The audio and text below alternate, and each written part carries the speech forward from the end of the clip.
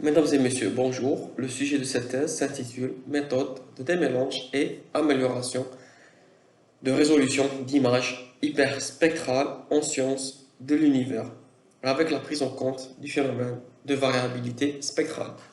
Cette thèse a été effectuée sous la direction du docteur Moussa Sofiane Paloui et du professeur Yannick Deville et réalisée au sein de 3 laboratoires: le laboratoire Signaux et Images de l'Université des sciences et de la technologie d'Oran, l'Institut de recherche en astrophysique et planétologie de l'Université de Toulouse et le Centre des techniques spatiales qui fait partie de l'Agence spatiale algérienne.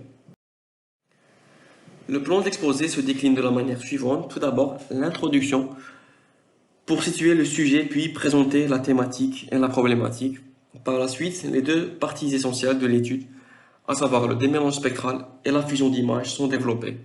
La dernière partie présente une conclusion générale par une synthèse des résultats obtenus et perspectives. Pour situer le thème de cette présente recherche, il est nécessaire d'introduire les généralités sur l'image de détection d'observation de la Terre, en particulier l'image hyperspectrale, et les problématiques liées à l'utilisation de ce type d'image.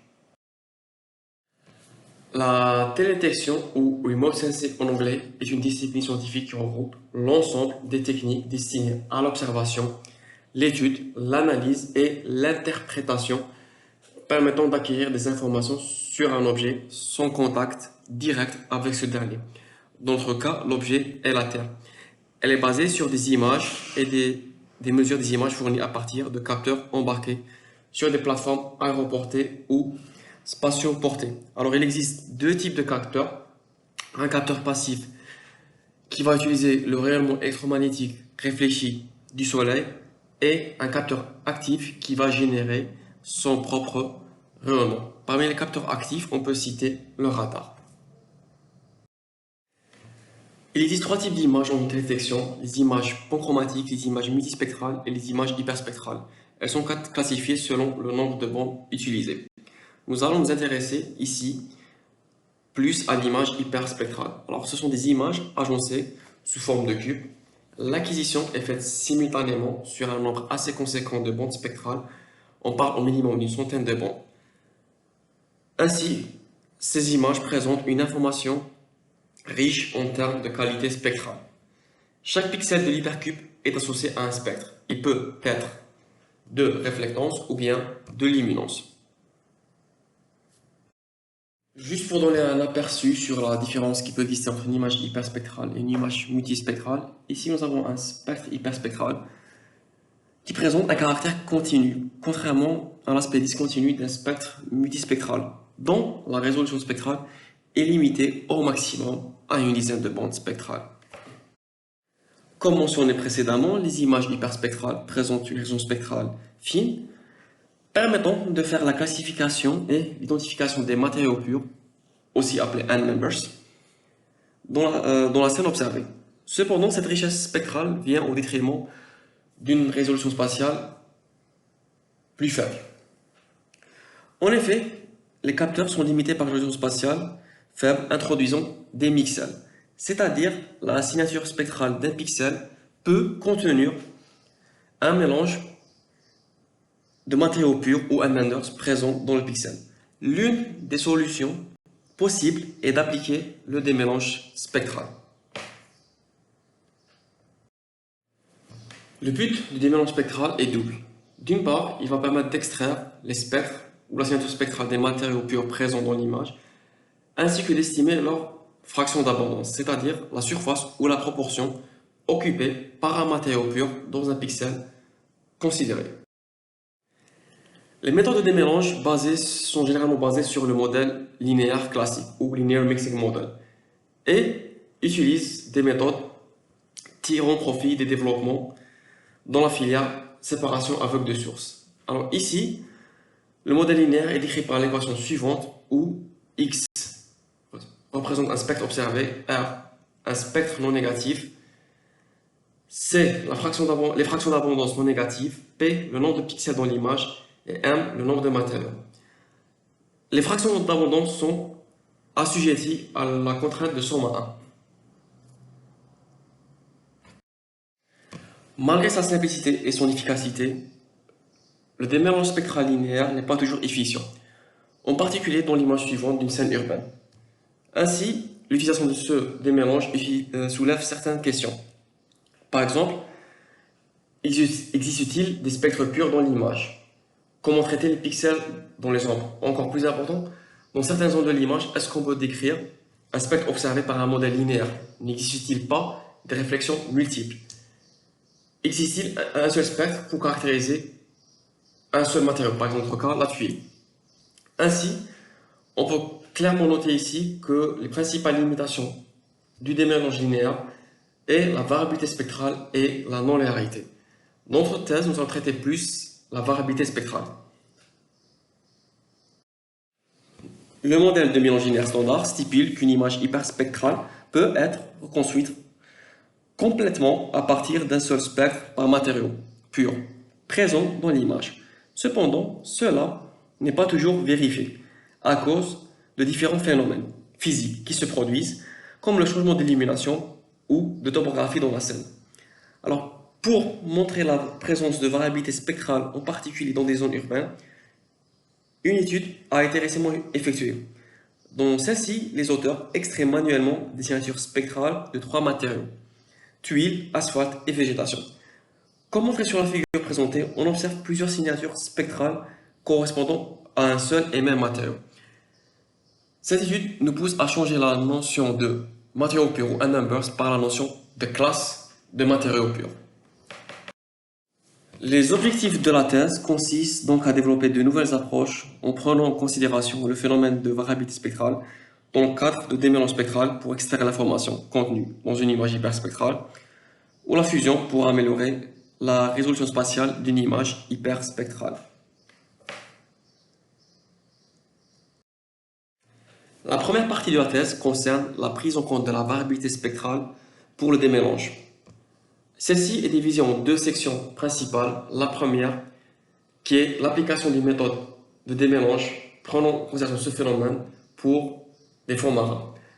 La deuxième section consiste à présenter et à tester les 3 méthodes de démélange proposées au cours de cette thèse. Alors, il existe différentes méthodes pour traiter le démélange hyperspectral, et parmi celles-ci, on peut citer les méthodes géométriques de démélange qui vont tirer profit d'une représentation géométrique des données hyperspectrales, l'analyse en composantes indépendantes et méthode probabiliste qui utilisent les propriétés statistiques des données, l'analyse en composantes parcimonieuses appliquée fréquemment dans des scènes sous forme de damier, et la factorisation en matrice non négative ou NMF. Alors la NMF permet de factoriser une matrice non négative, c'est-à-dire positive, en 2 matrices non négatives. En effet, la configuration de positivité apparaît bien adaptée au démélange spectral, car les observations, les spectres, les abondances sont positifs. Parmi les causes de la variabilité spectrale, on peut citer le facteur d'échelle dû au changement de topographie et la variabilité intrinsèque causée par la composition chimique des matériaux. Les premiers travaux ont été réalisés dans le cadre du projet IPFORM. L'objectif de ce projet est de développer des modèles et des méthodes avancées pour l'étude de fonds marins par imagerie hyperspectrale et détecter les matériaux présents.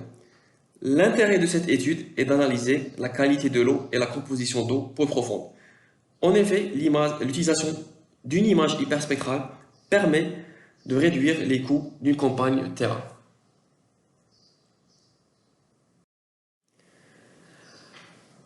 Pour ce projet, un nouveau modèle de données a été développé. Il prend en considération les différents phénomènes physiques décrits par l'image, où X représente un pixel observé, A l'abondance d'un matériau, S la matrice contenant les spectres, K1 l'atténuation induite par les photons réfléchis, K2 l'atténuation induite par les photons diffusés, et AP somme des abondances pondérées par les pixels voisins.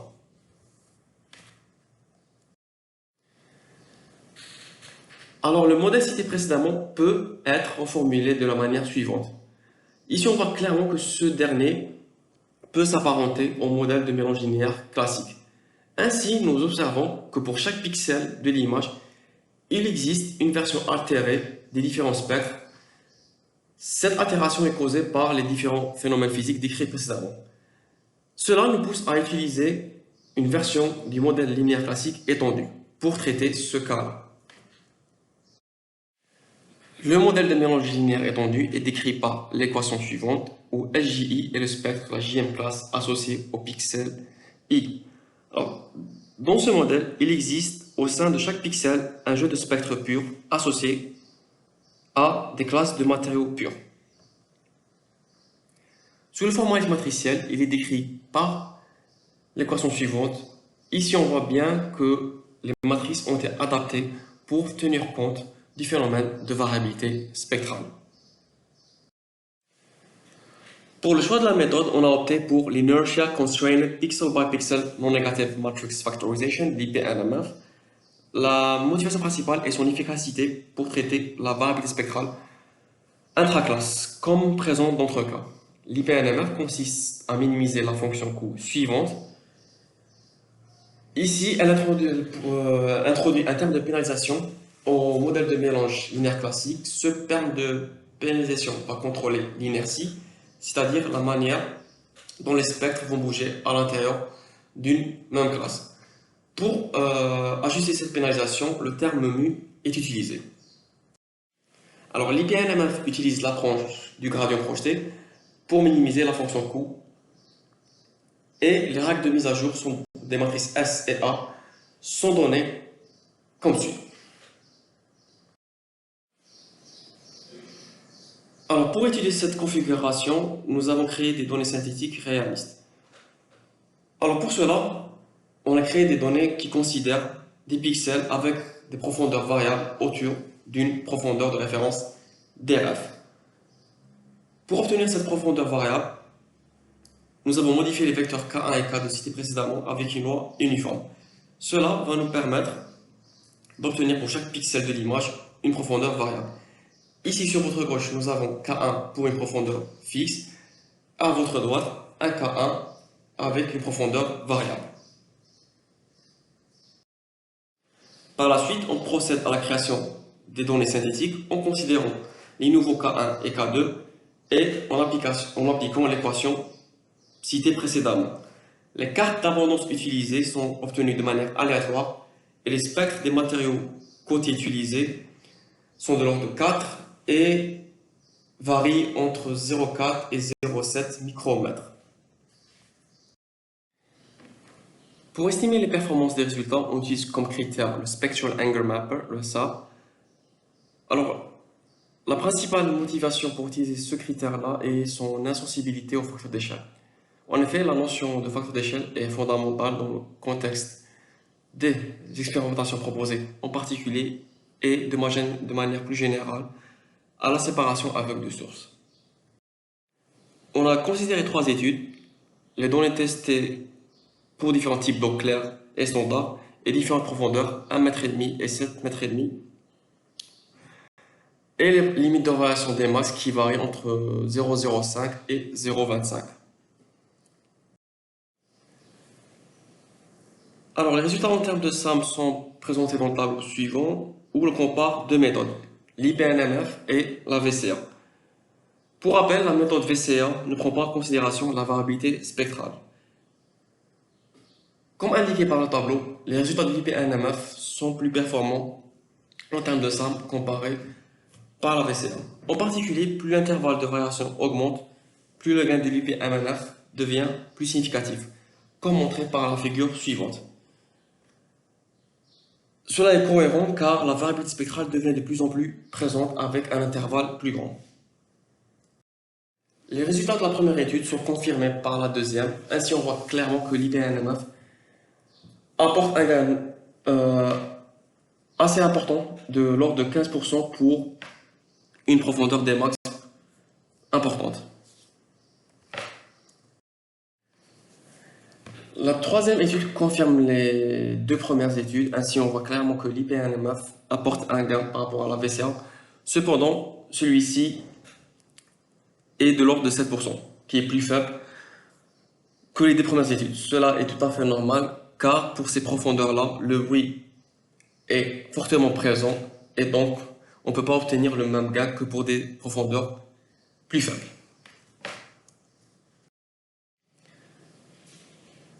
Plusieurs méthodes de démélange sont proposées pour cette thèse. Elles sont basées sur le modèle de données suivant. Ce modèle linéaire étendu permet d'extraire pour chaque pixel de l'image les signatures spectrales de chaque matériau pur. Les méthodes développées pendant cette thèse traduisent la variabilité sous forme additive. Ainsi, comme vous pouvez le voir ici, S1 désigne le spectre non négatif de la JM class des numbers. Alpha et bêta représentent les vecteurs de variabilité contenant les coefficients non négatifs pour la JM class des numbers. Alors, sous un formalisme matriciel, le modèle proposé devient comme suit, où S contient les spectres de référence associés au premier pixel. Ces spectres sont dupliqués P fois.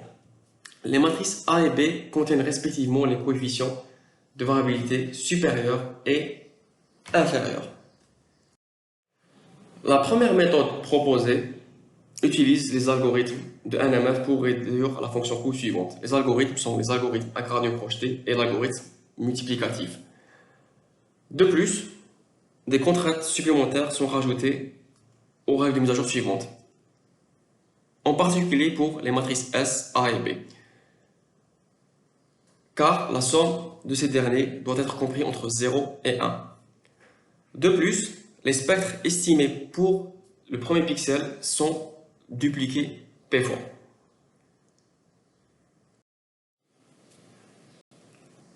Ainsi, la première méthode proposée ne prend pas en compte directement la structure particulière de la matrice S. Pour cela, nous avons introduit la matrice K dans le modèle de mélange linéaire. Cette matrice K contient la matrice identité répétée P fois sur les colonnes successives. L'ajout de cette matrice a deux buts. Le premier est de gérer de manière simple la variabilité spectrale. Et le deuxième est d'éviter, dans les règles de mise à jour, toute contrainte supplémentaire liée à la structure particulière de la matrice S. Les algorithmes utilisés sont identiques à la première méthode.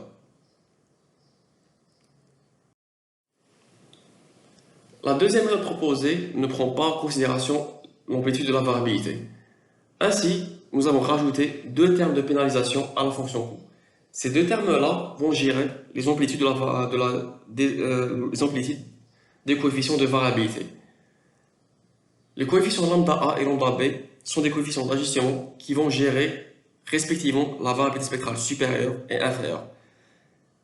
Les algorithmes utilisés sont similaires aux deux premières méthodes. Pour la partie test, nous avons considéré des données synthétiques et réelles. Pour les données synthétiques, nous avons utilisé des cartes d'abondance issues d'une classification d'une image hyperspectrale réelle. Ces cartes contiennent 3, 4 et 5 matériaux respectivement, et elles sont de taille de 10 par 10 pixels. Pour les spectres utilisés pour la création de données synthétiques, nous avons considéré une première bibliothèque spectrale contenant 3 et 4 matériaux, à savoir panneaux photovoltaïques, tuiles, végétation et arbres, et 5 matériaux, chemin de fer, eau, gazon artificiel, pistes d'athlétisme et végétation. Pour la donnée réelle, nous avons utilisé une image hyperspectrale acquise au-dessus du Robertson Stadium à Houston, composée de 105 par 108 pixels, contenant 144 bandes s'étalant sur 380 nanomètres et 1050 nanomètres. Comme on peut le remarquer visuellement, elle est composée principalement de 4 matériaux: béton, tuiles rouges, asphalte et végétation. Alors, pour les critères d'évaluation des performances sur données synthétiques, nous avons utilisé 4 critères. 3 pour l'aspect spectral, le SAM, le Spectral Information Divergence et l'erreur quadratique moyenne normalisée. Pour les abondances, nous avons utilisé la RMSE. Alors, pour les textes effectués sur données synthétiques, ils sont divisés en deux parties. La première partie va étudier la performance des différentes méthodes proposées. Ainsi, la meilleure méthode de cette comparaison sera sélectionnée pour être comparée aux autres méthodes de la littérature. Alors, pour la première configuration, nous avons opté pour une donnée générée avec 3 matériaux Ici, on voit clairement que la troisième méthode, dans sa version multiplicative, obtient les meilleurs résultats en termes de qualité spatiale et en particulier en termes de qualité spectrale avec un SAM inférieur à 6 degrés. Alors, pour visualiser les résultats obtenus, ici nous avons les spectres photovoltaïques de référence utilisés pour générer les données et les spectres estimés par les trois méthodes dans leur variante multiplicative. Ici, pour la première méthode, on a clairement des distorsions au niveau entre la 60e et la 80e bande. Ces distorsions sont légèrement réduites pour la deuxième méthode. Et pour la troisième méthode, on observe que les spectres estimés sont les plus proches visuellement des spectres de référence.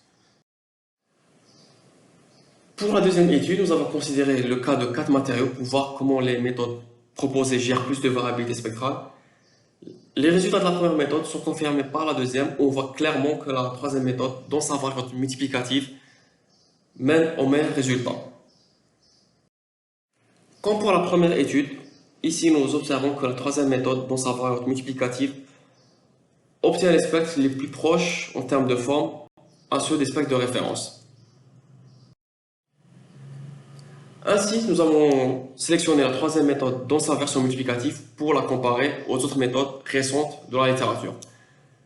Ces méthodes-là, parmi ces méthodes-là, on peut citer l'UPNMF, qui est un cas particulier de l'UPNMF avec mu est égal à 0, l'Extended Linear Mixing Model, LMM, qui gère la variabilité sous forme de facteur d'échelle, le PLMM, qui gère de manière additive la variabilité spectrale, et le GLMM et le MLMM, qui sont une généralisation du ELMM pour traiter la variabilité dans le cas spatial et spectral à la fois. Alors, pour la première étude, pour cette comparaison avec les méthodes de la littérature, nous avons opté pour une donnée synthétique avec 3 matériaux. Ici, on note clairement que la méthode proposée permet d'avoir les meilleures performances, que ce soit pour l'aspect spectral et spatial. Pour la deuxième étude, nous avons opté pour une image avec 5 matériaux pour voir comment les méthodes de la littérature ainsi qu'autres méthodes vont gérer plus de variabilité. Les résultats obtenus permettent de consolider les résultats de ceux de la première étude, en particulier en termes de qualité spectrale.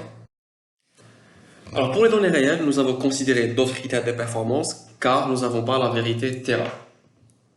Pour cela, nous avons calculé le RMSE entre un pixel de l'image reconstruite estimée et son homologue dans l'image réelle, et le SAM d'un pixel de l'image reconstruite estimée et son homologue de l'image réelle.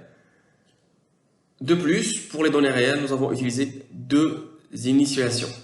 Le scénario A, initialisation classique avec la VCA, et le scénario B qui va permettre d'intégrer d'une certaine manière la variabilité spectrale lors de l'initialisation.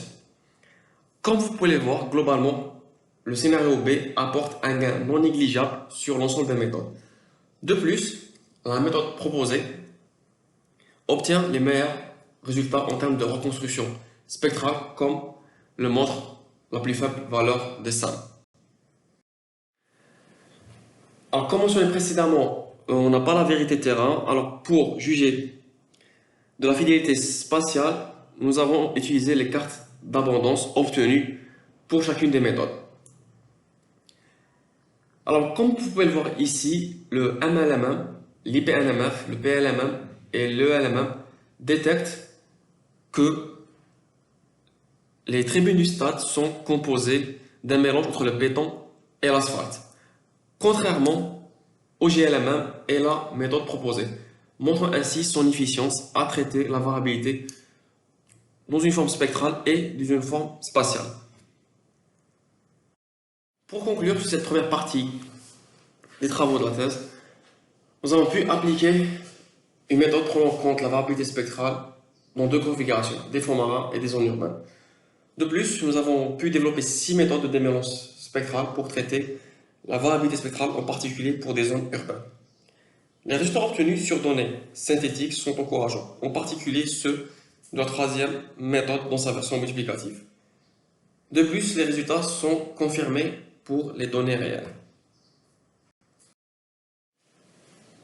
La deuxième partie de la thèse est consacrée à la fusion. Elle est divisée en deux sections. La première, deux méthodes proposées, et la deuxième section est dédiée aux tests et résultats. Comme mentionné dans la première partie de la thèse, les images hyperspectrales ont une résolution spectrale qui est fine et une résolution spatiale faible. L'une des approches pour améliorer cet aspect est de fusionner une image hyperspectrale avec une autre image. Dans notre cas, on va utiliser une image multispectrale, car celle-ci offre une meilleure résolution spatiale comparée à celle de l'image hyperspectrale. Alors, il existe plusieurs méthodes de hypersharpening ou multi-sharpening, les méthodes à substitution de composantes, les méthodes bayésiennes, l'analyse en composantes parcimonieuses et les méthodes basées sur le démélange spectral. Nous allons plus nous focaliser sur les méthodes basées en démélange spectral.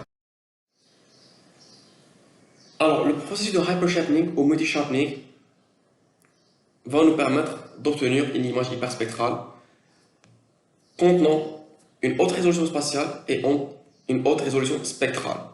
Pour cela, nous avons utilisé des méthodes basées sur le démélange spectral, en particulier ceux basés sur la NMF, en intégrant la variabilité spectrale au cœur du processus de fusion.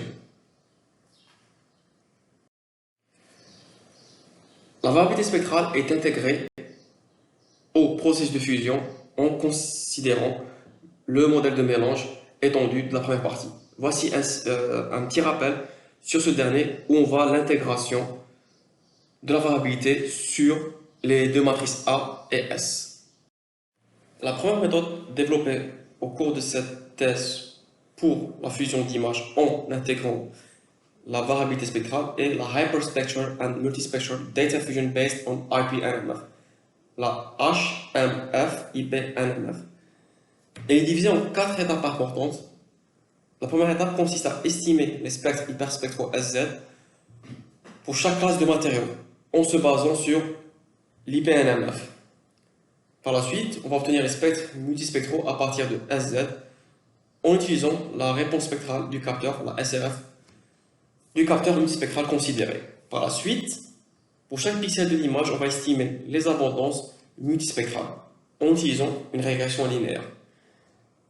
Pour finir, nous allons combiner les matrices AM et SZ obtenues précédemment pour avoir un produit de fusion. Pour l'estimation des spectres hyperspectraux, l'IP-NMF minimise la fonction coût suivante et met à jour les matrices SZ et AZ par les règles suivantes. Par la suite, la matrice SM qui contient les spectres multispectraux est obtenue à partir de la matrice SZ en utilisant la réponse spectrale du capteur multispectral considéré. Cette réponse spectrale peut être estimée ou connue au préalable. Par la suite, pour chaque pixel, on va estimer les abondances multispectrales AM à partir de l'image multispectrale XM et SM en utilisant une régression linéaire. La régression linéaire utilisée dans notre cas est la FCLS. Par la suite, les matrices AM et SZ sont fusionnées pour obtenir la matrice XF. La deuxième méthode proposée au cours de cette thèse est une extension de la Joint Criterion Non-Negative Matrix Factorization dans sa forme multiplicative. Cette méthode permet d'estimer simultanément les spectres hyperspectraux et les abondances multispectrales. De plus, par rapport à la version classique de cette méthode, nous avons intégré le modèle de données linéaire étendu. Celui-ci va permettre d'intégrer de manière explicite le phénomène de variabilité spectrale dans les règles de mise à jour. Ainsi, cette méthode va optimiser la fonction coût suivante en considérant le modèle linéaire étendu pour intégrer la variabilité spectrale. Les règles de mise à jour sont données par les relations suivantes. Avant de faire la fusion des deux matrices estimées, il existe une notion fondamentale à prendre en considération, qui est que l'image hyperspectrale n'a pas les mêmes dimensions que l'image multispectrale. Pour cela, la matrice des spectres hyperspectraux est utilisée pour générer une matrice étendue. Celle-ci va permettre par la suite de faire le produit de fusion. Ainsi, la dernière étape consiste à fusionner la matrice des abondances estimées et la matrice des spectres hyperspectraux étendus pour obtenir une image hyperspectrale à haute résolution spatiale, comme suit. Pour la partie test, nous avons considéré des données synthétiques et réelles. Pour les données synthétiques, nous avons considéré le protocole de Hall. Celui-ci permet d'obtenir à partir d'une image hyperspectrale de référence une image multispectrale dégradée spectralement et une image hyperspectrale dégradée spatialement. Alors, pour la dégradation spectrale, nous avons utilisé une SRF de capteurs multispectraux qui vont permettre d'avoir une image multispectrale de 4 et 5 bandes respectivement. Pour la dégradation spatiale, nous avons considéré une point spread function, une PSF gaussienne, afin d'obtenir deux images hyperspectrales avec une dégradation de facteurs 2 et 4 respectivement. Alors, pour les données réelles, nous avons considéré deux images acquises au-dessus de la ville d'Oran, une image multispectrale composée de 90 par 90 pixels et de 9 bandes spectrales. Une image hyperspectrale de 30 par 30 pixels est composée de 125 bandes spectrales. Ainsi, le facteur de dégradation spatiale entre l'image multi et l'image hyper est de 3. Alors, pour l'initialisation des méthodes développées ainsi que celles de la littérature, les spectres sont initialisés par la VCA. Pour la matrice, nous optons pour la FCLS. De plus, les méthodes CNMF et Reicher sont appliquées suivant deux scénarios. Car ces méthodes ne prennent pas en considération le phénomène de variabilité. Le premier scénario, le scénario A, considère le nombre exact de matériaux présents dans l'image hyperspectrale, et le scénario B, qui considère le nombre de matériaux estimés par la méthode Ising. Celui-ci sera supérieur au nombre exact de matériaux présents. Ainsi, ces méthodes peuvent intégrer le phénomène de variabilité d'une certaine manière. Alors pour les deux méthodes proposées ainsi que la fouva, nous considérons seulement le scénario A, car ces méthodes ont été développées en prenant en considération ce phénomène. La comparaison sur données synthétiques est effectuée dans le domaine spectral et spatial. Pour le domaine spectral, nous utilisons le SAM et le NMSE. Pour le domaine spatial, nous utilisons le NMSE, le PSNR et l'ERGAS. Alors, voici les résultats obtenus sur le premier jet de données qui est, pour rappel, constitué d'une image multi de 4 bandes et une image hyperspectrale avec un facteur de dégradation spatiale de 2 comparé à l'image multi. Donc, on peut voir ici, les deux méthodes proposées donnent les meilleures performances en termes de qualité spatiale et spectrale, en particulier pour la HMF-IP-NMF.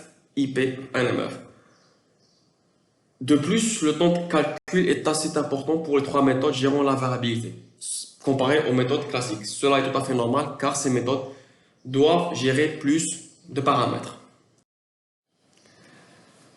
Alors, pour schématiser et visualiser les résultats obtenus, ici nous avons les résultats, les produits de fusion de nos méthodes proposées ainsi que quelques produits des autres méthodes. On peut voir clairement que la HMF-IPMNF permet de reconstruire plus fidèlement la structure des bâtiments ici, comparé à l'image de référence. Pour montrer cet aspect de manière plus significative, ici nous avons ploté les produits de fusion de la méthode développée ainsi que quelques méthodes de la littérature pour la bande spectrale aux alentours de 800 nanomètres.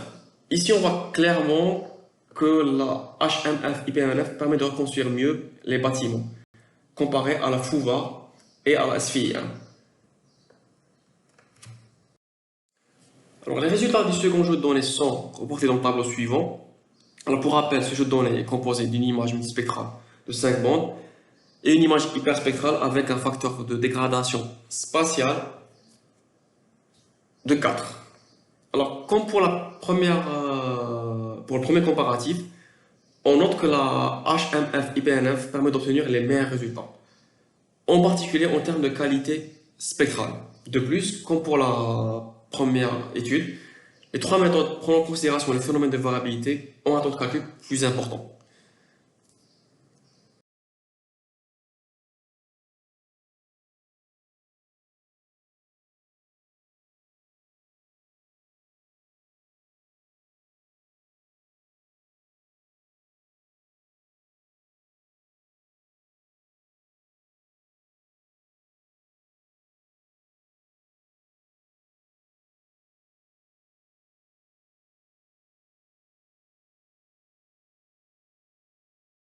Comme pour la première étude, nous avons ploté la bande aux alentours de 800 nanomètres et on retrouve les mêmes constatations, à savoir que notre méthode proposée permet de reconstruire plus fidèlement les bâtiments ici quand on les compare aux bâtiments reconstruits par la Fouvar, HL ou SFIM. De plus, on note que le parking est beaucoup mieux reconstruit visuellement comparé à celui de référence par rapport aux autres méthodes. Pour les données réelles, vu que nous n'avons pas la vérité terrain, nous avons opté pour d'autres critères de performance, qui sont l'indice de distorsion spectrale d lambda et l'indice de distorsion spatiale ds. Alors, le critère pour évaluer de façon plus globale est le Modified Quality with No Reference, MQNR.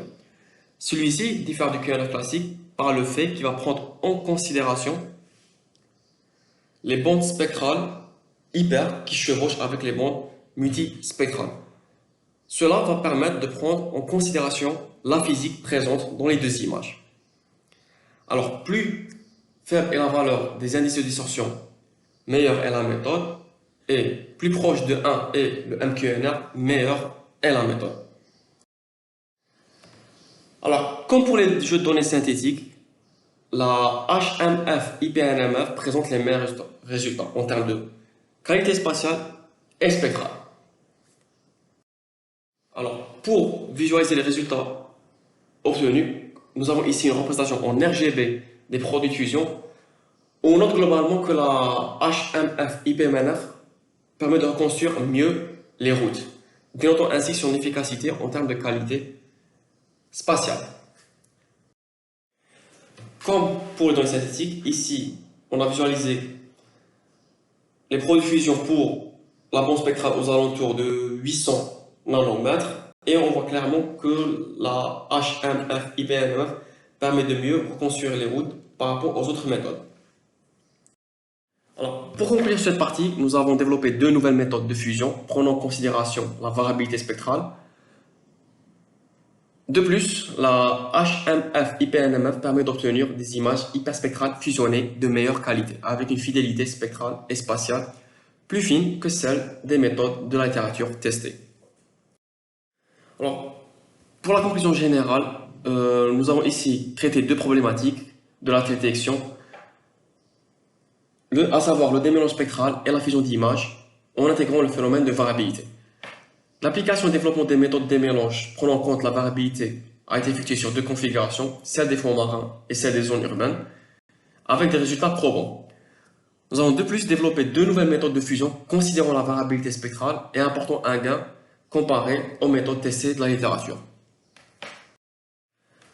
Alors, parmi les perspectives des travaux de cette thèse, sur l'aspect démélange spectral et la validation de l'IPNMF sur des données réelles de fonds marins, pour les trois méthodes développées, de pénaliser les abondances dans le cas d'une scène incluant des zones homogènes pour augmenter la parcimonie des abondances, et la validation des trois méthodes développées sur de nouveaux jeux de données réels.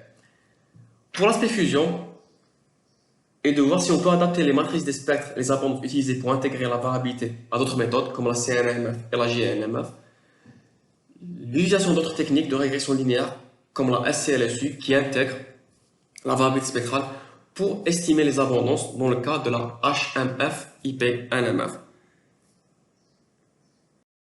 Pour le cadre de cette thèse, nous avons publié un article de journal de classe A. Cette communication dans des conférences internationales avec comité de lecture.